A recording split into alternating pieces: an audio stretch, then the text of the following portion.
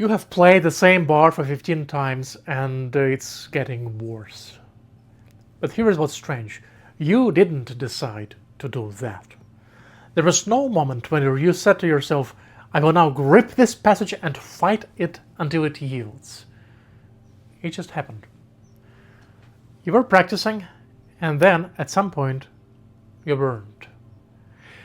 The most dangerous pendulum for a musician isn't some institution, religion, or political party out there.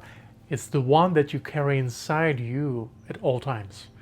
And that shift I just described, where you stop gaining energy when you do something as exciting as making music and start spending it instead on getting frustrated, that shift is real, and we are going to look at it. But I want to come back to something in a couple of minutes that might be actually the more important point. Because in most practice sessions, there is no shift. There is no moment where things go wrong. The pendulum was already there before you've played the first note. So, building up on an example of 15 repetitions. Imagine, at first you have enjoyed your playing, making music, and there may have been just one little error that you at first dismissed as something that probably occurred by accident. Several days later, that minor error is the new standard of playing, and you are obsessed with removing this weed from the garden of your learning. The moment you are obsessed, the shift occurred. You are tensing up, repeating the same place over and over again incorrectly every time, while adding more errors around the used to be single culprit. You gave away control over your learning to the pendulum. Second example, you sit down to play after watching someone your age play beautifully. Now you practice not because you love music, but because you are in the shadow of a star artist, and without realizing this, you compare yourself at a metaphorical level 20 to somebody who may be at level 500. And now this feeds into the same urgency, same impatience, same anxiety that are predominant sources of the pendulum's fuel. But these two examples I have just described, they have visible shift. They are actually the rare version. Most practice sessions have no clean start. Most practice sessions are not about you problem-solving music, but instead you problem-solving your relationship with yourself. Think about the last time you sat down under some kind of pressure. An audition coming up, a feeling of being behind, which is particularly true if you sit down to practice one day before the lesson instead of doing a version of daily practice. Or you watched someone play and something moved in you. You sat down, opened the score, and you were already resonating on this anxious frequency of the pendulum. There was nothing in the session that triggered you, you just brought it with you into session. Something being your feelings, the feeling of fear, guilt, that quiet but very loud need to prove something. And so every repetition from the very first one wasn't exploration, it was damage control.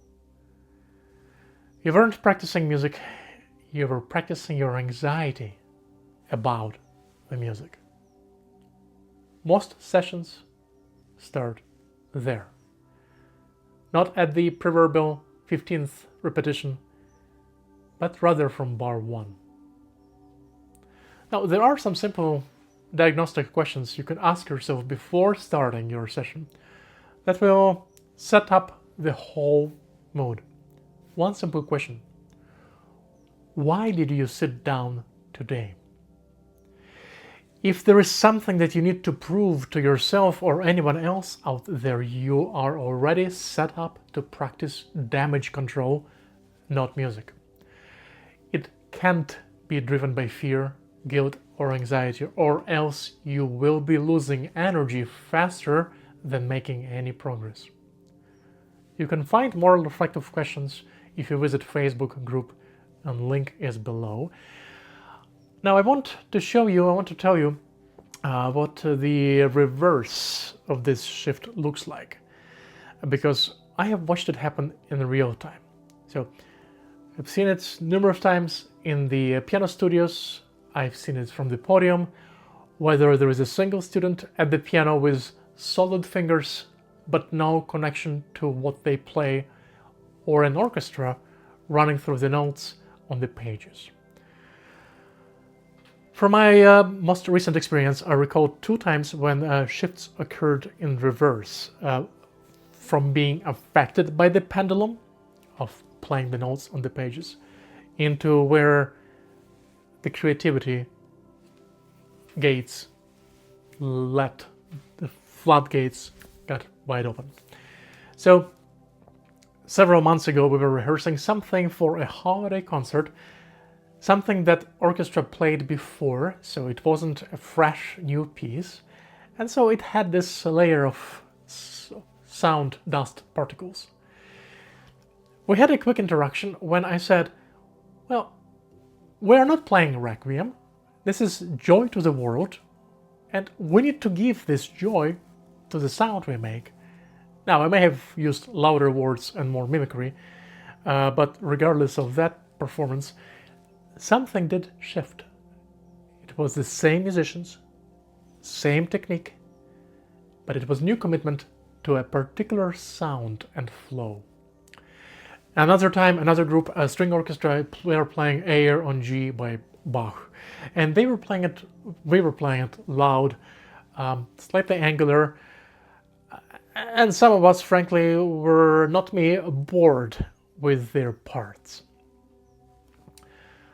I pointed up to the ceiling of the hall that we are using as our headquarters, and it's a very high ceiling like a church, and it said, the sound needs to come from up there.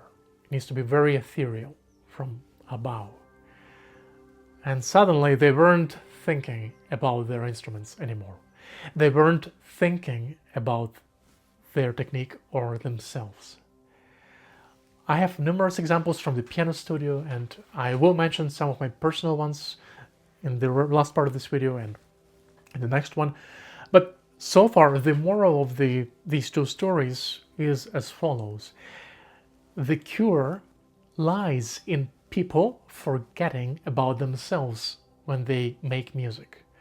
When importance or doing what everyone else around you is doing, whether it is fellow orchestra members or trying to copy a traditional interpretation of a star pianist despite building your own relationship with the music and composer. So when the importance drops off, this mechanism, the routine entirely, artistry fills that space instead. In my case, not because I taught them something new that they didn't know before, but because something shifted.